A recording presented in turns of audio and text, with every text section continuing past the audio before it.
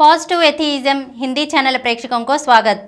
आज मैं श्री जे.के. वर्मा से लिखी हुई सुब्रमण्य भारती पुस्तक में तिरुनेलवेली में भी आज़ादी नहीं के बारे में आपके सामने प्रस्तुत करना चाहती हूँ। तिरुनेलवेली में भी इस बच्चे को अधिक आज़ादी नहीं मिल सकी। वहाँ के चाचाओं के अंकुश में रहे। चिन्नस्वामी ने अपने भाइयों को सख्त निर्देश दे रखा था कि बच्चे को बिगड़ने न दे तथा उस पर पूरी नज़र रखे।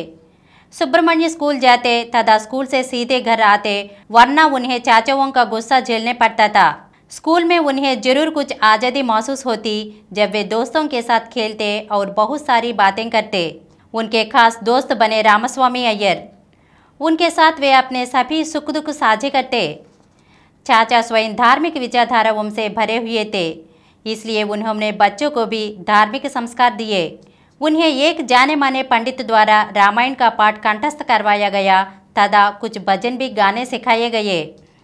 लेकिन इतना कुछ होते हुए भी वे स्वयं को बिल्कुल अकेला पा रहे थे।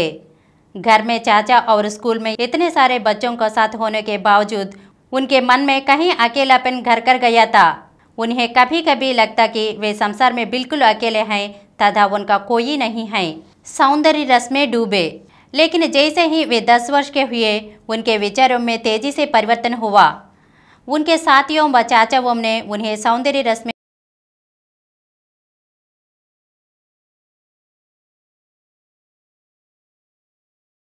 दंग रह गए। वे रसपूर्ण कविताएं लिखते तथा अपने साथियों को सुनाते। चाचा लोग उनकी काफिया में जब सौंदर्य रस की कविताएं पढ़ते और पूछते कि यह सब कहाँ से सीखा, तो वे बताते कि अपने आप दिमाग में आया और लिख दिया।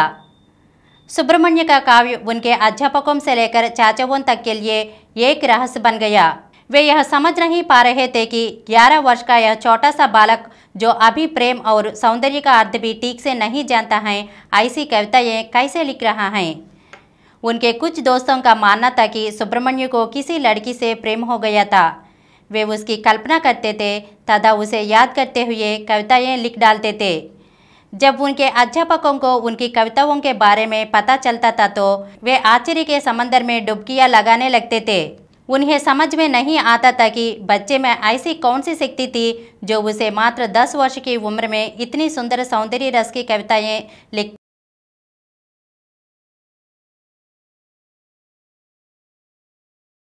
मानते थे। उनकी जासूसी की गई तथा हर गतिविधि पर नजर रखी गई, लेकिन बच्चों को कुछ हासिल नहीं हो पाया। अगले एपिसोड में सुब्रमण्य भारती के बारे में और कुछ अंशों को जानेंगे। धन्यवाद।